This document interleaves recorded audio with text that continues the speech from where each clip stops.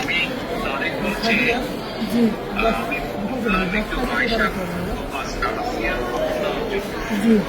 আসিয়ার শরীর কেমন আছে এখন? ভালো না, রক্ত ব্লাড দিচ্ছে, ব্লাড দিচ্ছে। আচ্ছা আচ্ছা আচ্ছা আচ্ছা। তো আমি আমাদের ওখানে যারা নেতা কর্মী আছে, বিশেষ করে নয়ন আছে, ওখানে ওকে আমি বলেছি আমাদের মাগুরায় যারা নেতৃত্ব আছে তাদেরকে আমি বলেছি যে তারা আপনার পাশে থাকবে, তারা আসিয়ার পাশে থাকবে, যাতে করে আসিয়ার ন্যায় বিচার হয়।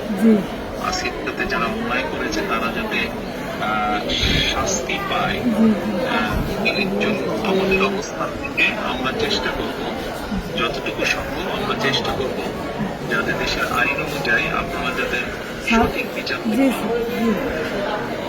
এবং একই সাথে আমি নয়নকে বলেছি যে আসিয়ার জন্য চিকিৎসার জন্য যেসব ব্যবস্থা নেওয়া সম্ভব সেই সব ব্যবস্থাগুলো আমরা চেষ্টা করবো আমাদের দলের অবস্থান থেকে। না, ওই নয়ন ভাই খুব করেছে আমার জন্য।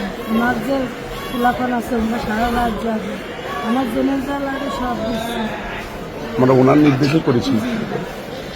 আপনার কাছে একটু আবদার, আমার ছোট বলি, আপনি যদি দেখতেন ওই বুকগুলো ফেরিগুলো বিক্রি করছে, তাহলে আপনারই কেন আসতেন যে ওরা কি জঘন্য খারাপ ব্যবহার করেছে আমার মনে শুনে। আপনার কাছে এইটুকু অনুরোধ যে আমার শাস্তি তো দেবেনি, আর আমার দিকে মরিক্ষিত করেছে ওরা, একটু আপনার কাছে আবদার থাকবে, একটু হিসাব দিলাম আমি। আমাদের অবস্থান থেকে আমরা চেষ্টা করবো যাতে আসিয়া ন্যায় বিচার সেই প্রতিষ্ঠা থাকবে। আপনি চিন্তা করবেন না, আসিয়ার চিকিৎসার জন্য যা কিছু প্রয়োজন আপনি যদি কিছু মনে করেন আমাদেরকে জানাবেন, ঠিক আছে? এতে নিয়ে টেনশন করবেন না।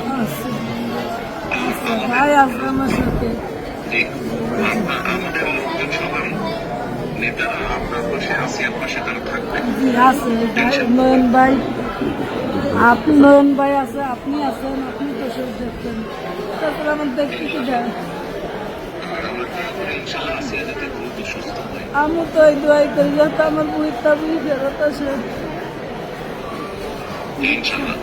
টেনশন করবেন না, চিন্তা করবেন না, দেশের মানুষ আপনার পাশে আছে। দেখতেছি তুমি, আচ্ছা আচ্ছা বল। আর দোয়া করবেন আমার ইনশাআল্লাহ দোয়া করি, ভালো থাকবেন। আসসালামু আলাইকুম। জি স্যার, আসসালামু আলাইকুম স্যার। আসসালামু আলাইকুম। আসসালামু আলাইকুম। কার সাথে কথা বললেন?